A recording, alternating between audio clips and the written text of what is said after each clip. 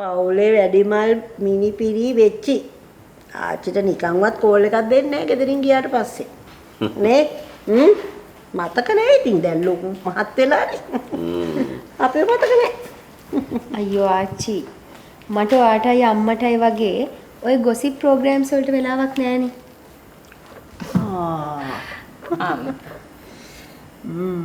ඒක මෙතෙන් තියන්නද ගන්න?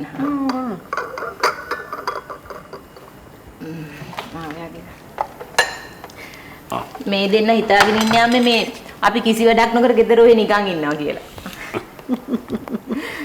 මෙයා මේ ඕම ගෙදර හිටියට ගියාට පස්සේ අපිට කෝල් එකක්වත් නැහැ නේද? අපි තමයි මෙයාට කෝල් කරන්න ඕනේ. අනේ මන් දන්නේ නැහැ පුතා දැන් හැදෙන ළමයි.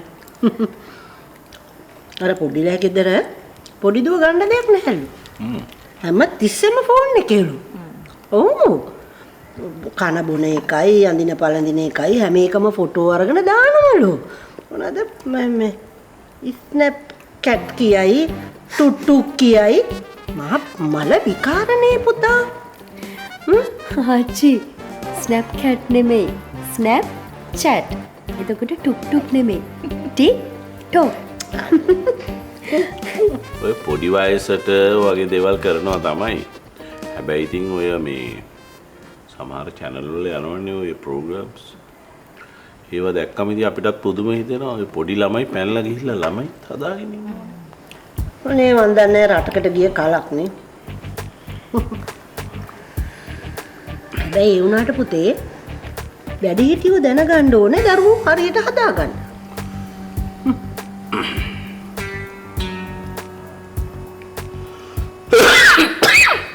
බලන්න. වෙනදට තෙල් වැඩි කියලා කෑම කන්නේත් නැහැ. අද බුල්ලිත් කනවා.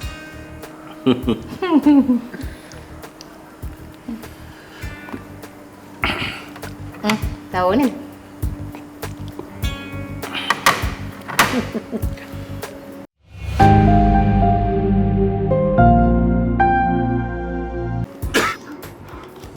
bro වැඩේ නම් ෆුල් සීරියස් නේ. බලයිත් කිසි පරිස්සමක් නැහැනේ මචං. ඇස්සට තෙමෙන්න කොච්චර ආස වුණා රේන් කෝට් එක පාවිච්චි කරන එක ඇඟට ගුණයි මචං. මං බලලා කිව්වා ලෙවින්ට ඔකද ඉන්න පටන් ගද්දිම ඔය ලව් එක ගැන ගෙදරට කියන්න කියලා. දැන් ඉතින් වෙච්ච දේවල් හරි ගැස්සලා වැඩක් නැහැ බා. ඉස්සරහට කරන්න තියෙන වැඩ කල්පනා කරා නම් ඇති.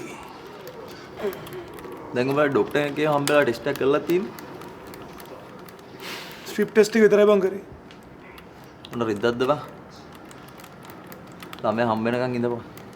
ඕකත් කියන්න. ඒක නෙවෙයි බා. මට එන ආසයි ප්‍රශාන්ත්ලා තාත්තා මේක දැනගත්තට පස්සේ ඔහේ මුණ පොඩ්ඩක් බලන්න.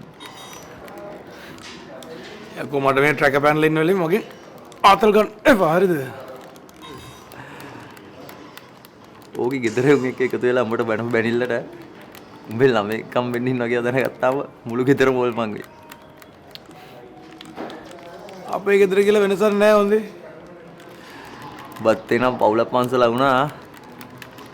මම නම් තව ටික කාලයක් මේ ආතල් එක ගන්නවා බා. දත් තියෙන කාලේ ඕනේ මචං මස් කන්න. කොච්චර කිව්වත් ප්‍රශාන්ත තමයි මෙතන ලොකුම ප්‍රශ්නේ තියෙන්නේ. ඒකේ මොන වගේ සිටුේෂන් එකක්ද?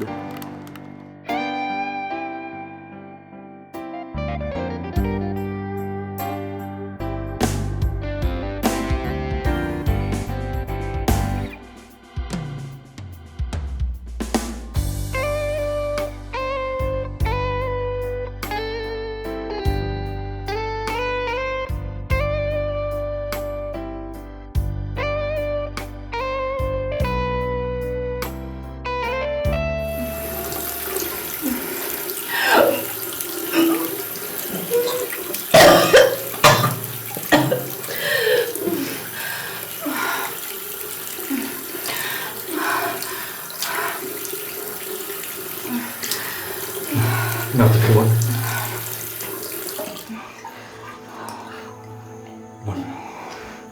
Dai, tama ada apa tu? Ha?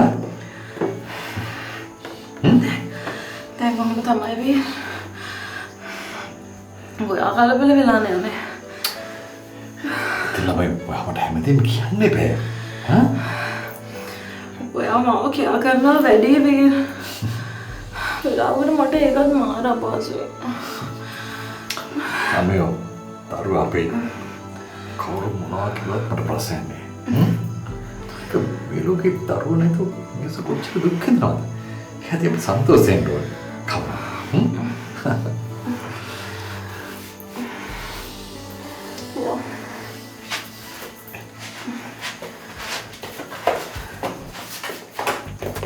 Steady Help Hospitals, where health meets compassion.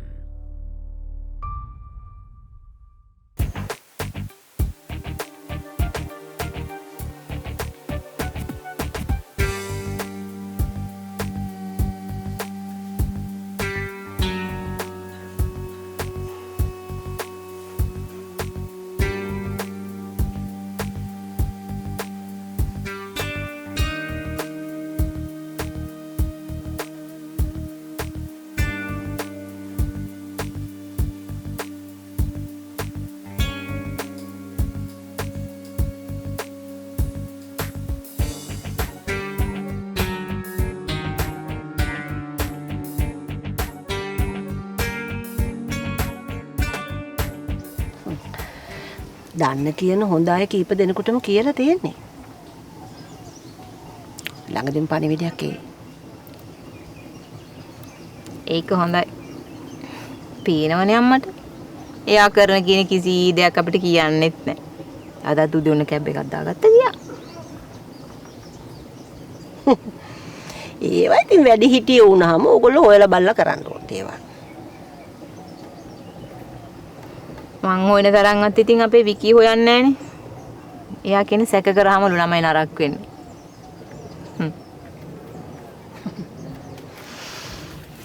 ඔය ඉතින් එහෙම කියන්න තරම් වැරද්දක් නෑනේ. ඕනෙම පවුලකින් ඉහළින්ම බාර ගන්න පුළුවන් හැම සුදුසුකමක්ම තියෙන දරුවෙක්. ලස්සනින්ද උගත්කමින්ද පවුල් පසුබිමේ හැමදේම තියෙනවා. ඔය ඔක්කොම දියාගෙන පිස්සු නටන්න කලින් මොකක් හරි හොඳ තැනකින් කටයුත්තක් හරියොත් හොඳයි.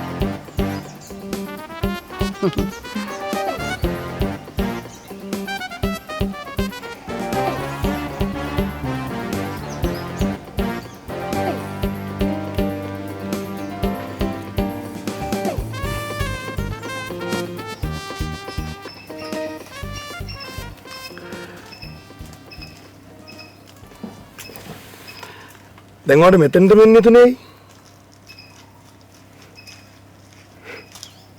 රිලැක්ස් වෙන්න.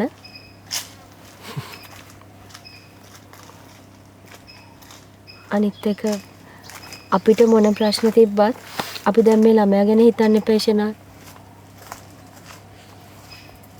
අම්මා සතුටින් හිටියොත් තමයි ළමයාත් හොඳින් ඉන්නේ. එහෙනම් මේක තමයි ඊයේ රෑම මේ කල්පනා කරලා තියෙන්නේ නේ. ඔව්. නැතු ඉතින් ළමයාගේ තාත්තා වගේ මමත් පාටි කරන්න. අයියෝ ඒක පාටියක් නෙමෙයි යන්නේ. ඒකට කීව තවක් කිව්වද බං? හරි හරි. ආමේ අර ස්වීටි ආච්චි නම් මල වාතයක් ආ. එයාට ඕන් නැති දෙයක් නෑ. මට තියෙන එකම බය එයා. මොකද එයා මේ ගැන මොනවා හරි දෙයක් දැනගත්තොත් එහෙම මුළු පරම්පරාවෙම කනේ තියෙනවා.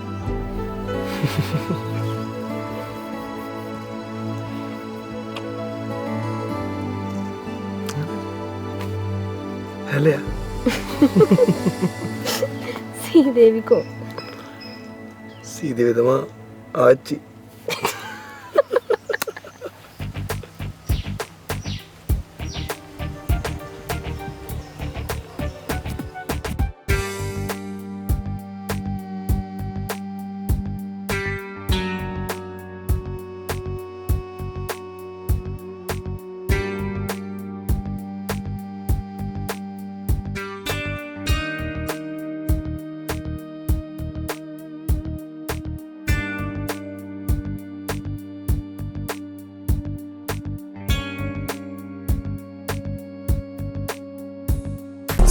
තම් කෙරුමට ආලයේ හීන විඳ ගන්නට අපි ගෙව්ව පෙම් මතක රැවටි ඉන්නට නුඹේ උණුහුමට පැසිනාමුවින් කියනවාද මට